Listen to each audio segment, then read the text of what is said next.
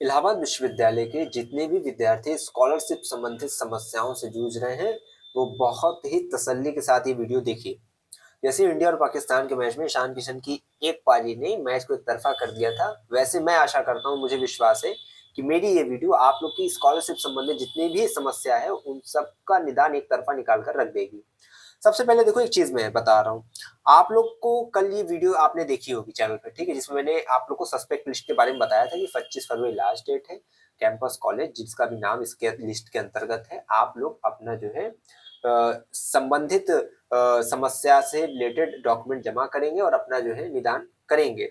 अब कई लोगों का इसी वीडियो पे कमेंट बहुत ज्यादा नहीं आया है, लेकिन जितना भी आया है उनकी समस्याओं को मैं देख सकता हूँ। अब देखो, ये सबका कमेंट आप लोग का है, ठीक है, बहुत कमेंट इसमें पड़े हुए हैं जिसको मैंने पढ़ा भी है और कई कुछ का रिप्लाई भी किया। अब लेकिन सबका रिप्लाई संभव नहीं हो पाता क्योंकि समय की जो तलवार है सबके गर्दन पर लटकती है ना।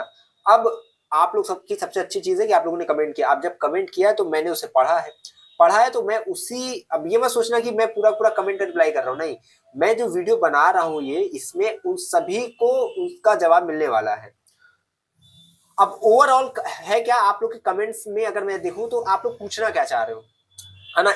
स्कॉलरशिप के स्टेटस और आवेदन प्रक्रिया से संबंधित आप लोग को जो है वहां पे क्लैरिफिकेशन चाहिए, मुझे जहां तक समझ में आ रहा है। जैसे कि आप लोग का कोर्स से रिलेटेड वहां पे समस्या है, ठीक है, डुप्लीकेट इनकम सर्टिफिकेट से संबंधित समस्या है, रोल नंबर का मिसमैच आप लोग का है, और एक जो है 50% से कम जिनका अंक है, यानी जिसके कम नंबर है, उनका क्या होगा, ठीक है। इस सब पर आपको जो है, और ये भी है कि अगर जो इनका जिसका जो है रिजेक्शन इन कारणों की वजह से है, सस्पेक्ट लिस्ट में रीजन ये है, तो उनको क्या दस्तावेज वहां जमा करने हैं, ठीक है। इसके साथ साथ जो है, जो IDSDC, CMP, ADC, JT, RTM, SS Khanna वगैरह वगैरह से हैं, उन लोग को क्या करना है क्योंकि वो कैंपस की लिस्ट थी, ठीक। और क्या क्या आप लोग का है, और हाँ, 50% से कम नंबर जिनका, वो एक समस्या है। तो और वो छात्रवृत्ति की स्थिति अपनी कैसे जांचेंगे, ये वो आप लोगों ने ओवरऑल उस पर कमेंट किया है। अब बोलो हाँ या ना।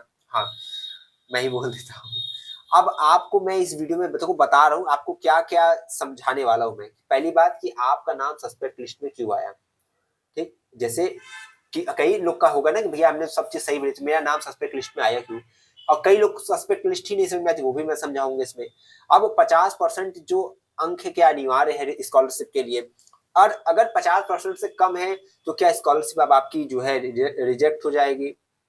और सस्पेक्ट लिस्ट में नाम आने का मतलब ही है क्या कि स्कॉलरशिप रिजेक्ट हो जाएगी। इसके बाद इनकम सर्टिफिकेट का क्या वहां लोचा है, और मतलब इनकम सर्टिफिकेट मिसमैच क्यों दिखा रही है, इनकम की लिमिट क्या है, ये भी आपके सवाल होगा। और इसके साथ साथ आईएसडीसी, सीएमपी और अन्य एफिलिएटेड कॉलेज वालों को क्या करना होगा, उनका क्या होगा।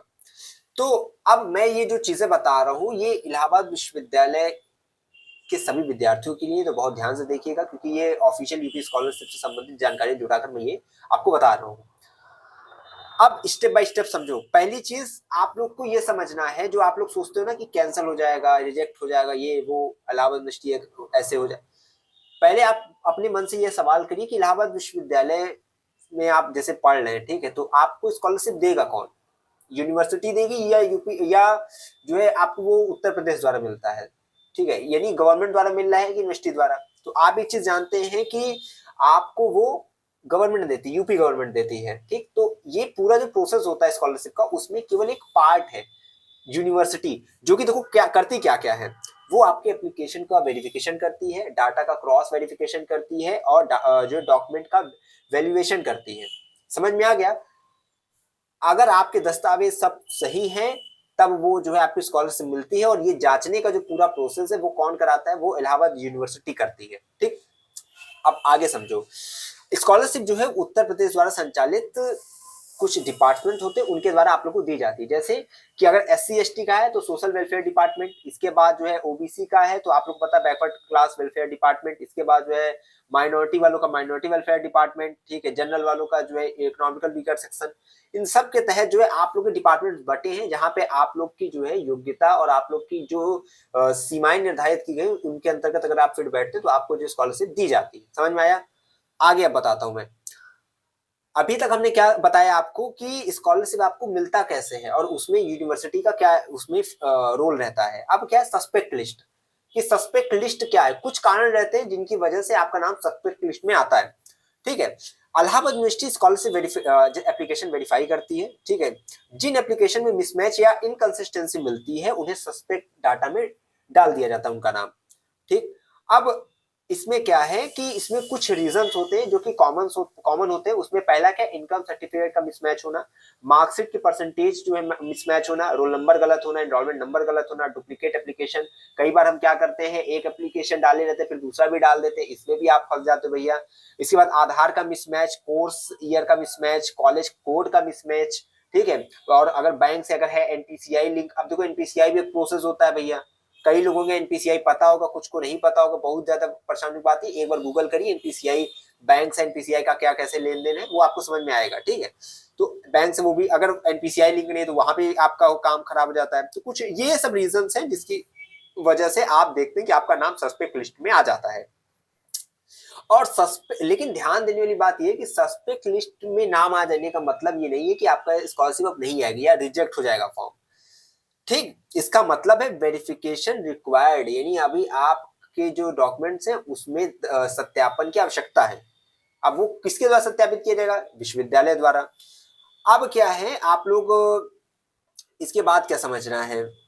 अब मैंने दो चीज बताई यहाँ पे कि आप लोग का यूनिवर्सिटी का क्या रोल रहता है स्कॉलरशिप वाले पे, और दूसरा में अभी मैंने जो जिक्र किया कि सस्पेक्ट लिस्ट में नाम क्या है।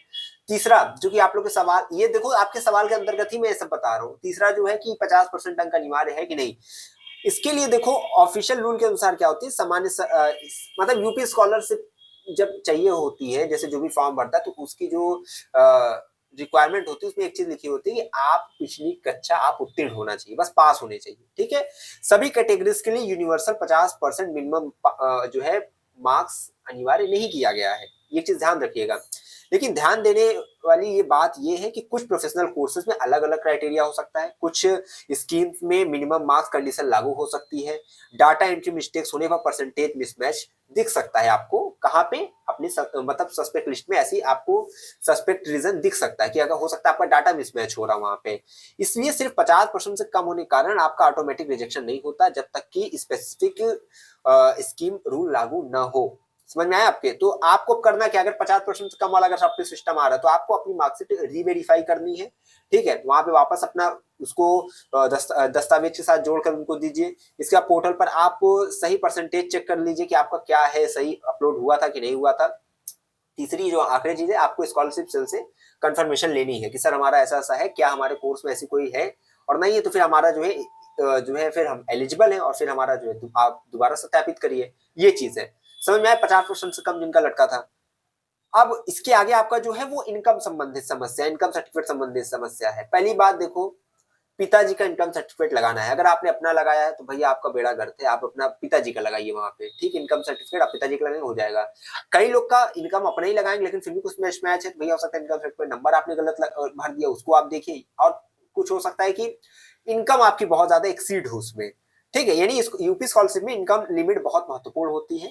सामान्यतः देखो एससी एसटी के लिए 2.5 लाख रुपए, जनरल ओबीसी के लिए 2 लाख रुपए, माइनॉरिटीज के भी लगभग इतनी ही रहती है। तो ये सब क्या है, इनकम की लिमिट है, इससे ज्यादा आपकी नहीं होनी चाहिए सालाना, ठीक। तो आपको जो है इनकम सर्टिफिकेट में करंट फाइनेंशियल ईयर का होना चाहिए, ठीक है। इसके बाद जो वैलिड अथॉरिटी द्वारा जारी होना चाहिए, पोर्टल पर अपलोडेड डाटा से मैच होना चाहिए। अगर ऐसा है तो ठीक है, ठीक है। इनकम मिसमैच स्कॉलरशिप रिजेक्शन का कॉमन कारण होता है, मतलब अगर आपका इनकम सर्टिफिकेट मिसमैच हो रहा है कुछ भी कारण से तो फिर आप हो सकते हैं, इसमें काम खराब हो सकता है। ये हो गया।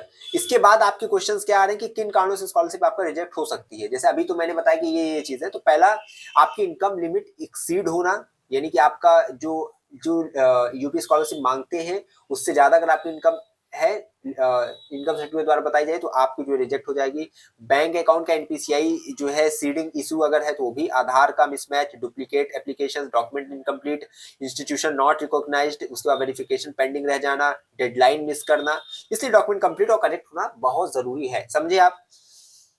ये अब इसके बाद जो आपका मेन सवाल निकल कर आता है आईएचटीसी सीएमपी और जितने भी है भैया सबकी अलग अलग सस्पेक्ट लिस्ट है। सीएमपी की मुझे अभी प्राप्त हुई तो मैंने उसमें डाल दी। कॉलेज में आप अपने काउंटर पे संपर्क करिए।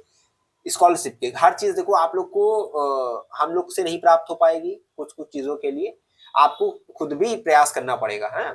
तैराकी हम बहुत सिखा दे लेकिन जब तक आप अपने हाथ पर नहीं चलाएंगे आपको डूबने से कोई नहीं बचा सकता। याद रखिए, जीवन की इस भंवर में आप अपने अकेले जो है पतवार थामिए और आगे बढ़िए, तभी काम बनेगा। तो अभी मैंने क्या बताया कि अब हर कैंपस का जो था वो ऑफिशियल वेबसाइट पे, कॉलेज का हो सकता है सबका अपने अपने वेबसाइट पे आ जाए। कुछ कॉलेज जो है थोड़ा इन सब में पीछे हैं, तो वो हो सकता है अपने बच्चों तक वो चीजें वेबसाइट के माध्यम से न पहुंचा पाए, तो हो सकता है सूचना पट्ट पे लगा दे। कुछ सूचना पट्ट पे नहीं लगा पाएंगे, तो हो सकता है वो अपने जो है दफ्तर तक रखे हो, तो आप दफ्तर पे संपर्क करिए। ठीक है। अच्छा, इसके बाद जो है आपको करना क्या है, सस्पेक्ट लिस्ट में नाम आ गया है तो पहले आप सस्पेक्ट रीजन पढ़िए। ठीक है। इसके बाद जो है आप उनसे संबंधित डॉक्यूमेंट रखिए। अब मैंने देखो बताया ना किसके संबंधित क्या क्या चीजें लगेगी। आशा करते हैं अगर एडमिशन से संबंधित एनरोलमेंट रोल नंबर, ये तो एडमिशन कार्ड लगाई जिसमें वो चीज, मतलब जो चीज से समस्या है वो चीज जहां पे आपको जो है प्रेजेंट दिखे कि हाँ इस चीज से ये हम प्रूफ कर पाएंगे कि हाँ हमारा ये है करेक्ट है, तो आपको वो सर्टिफिकेट लगाना है। ठीक है। और कॉलेज स्कॉलरशिप से मतलब कैंपस है तो कैंपस से कॉलेज से स्कॉलरशिप सेक्शन से आप संपर्क करेंगे, अपना काम कराएंगे और जो है डेडलाइन से पहले वेरिफिकेशन जरूर जरूर कराइए। 25 फरवरी लास्ट डेट है और परेशान नहीं होना है, हो जाएगा सब। ठीक है। और फिर से मैं बार बार कह रहा हूँ, जैसे अभी इस पे आप लोग का कमेंट आया था ना, वैसे सब इस पे भी कमेंट करिएगा, मैं देखता हूँ और मैं इस पे फिर से वीडियो बनाऊंगा, चीजें समझाऊंगा।